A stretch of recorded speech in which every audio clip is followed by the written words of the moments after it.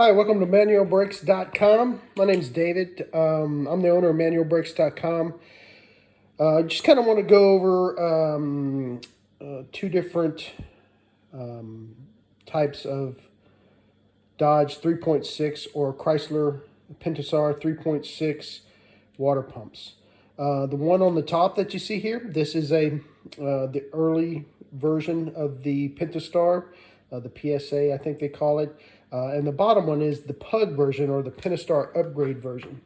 Now, visually, the bottom one is fairly used. This one has about 2,000 miles on it. The top one is brand new, but I did modify it, and I'll go into that in a minute. The bottom one has this stamp type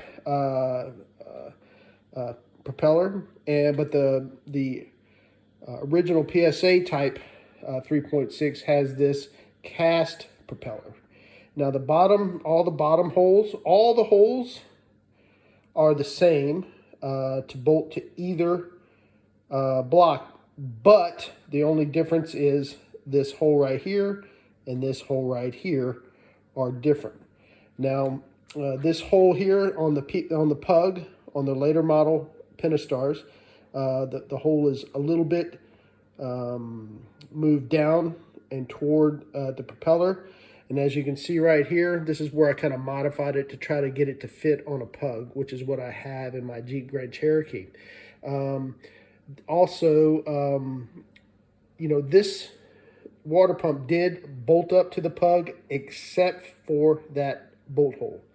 But when I tried to put it in there, I didn't go in and try to figure out, okay, what's going on? Why isn't this bolt hole working? I didn't line up anything. I didn't test anything. I didn't mock anything up. I just tried to bolt it in because this one was leaking like a sieve.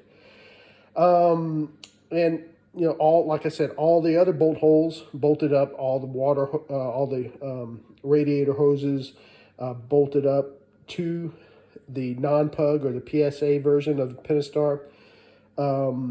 But it was just this one hole that was giving me an issue.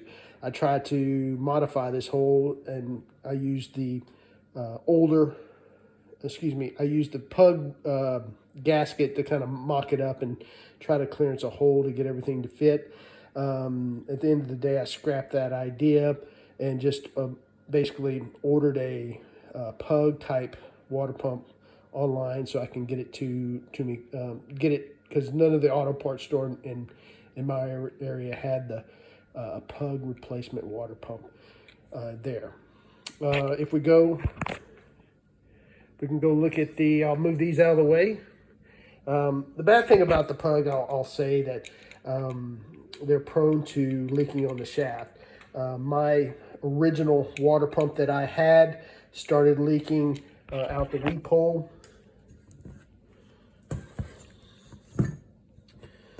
Somewhere back in here, as you can see right through here, it's where it was starting to leak down toward the ground, because this thing sits roughly about like that in the car, and the bearing in here started leaking.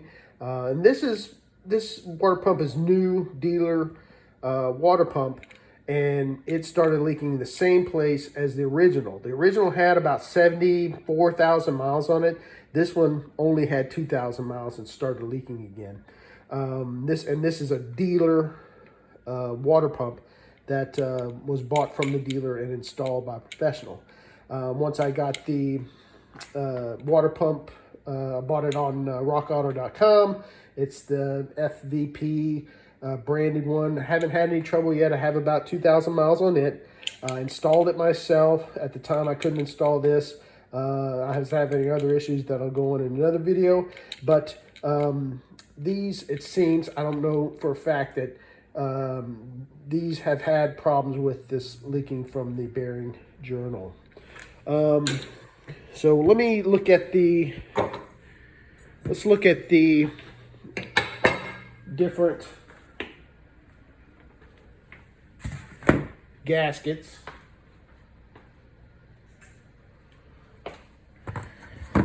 Okay, let me set them up like we did before. Okay, now the bottom gasket is the PUG gasket The upper gasket is the original PSA gasket. The difference, as you can see, as I clearance this one here, the hole is further out.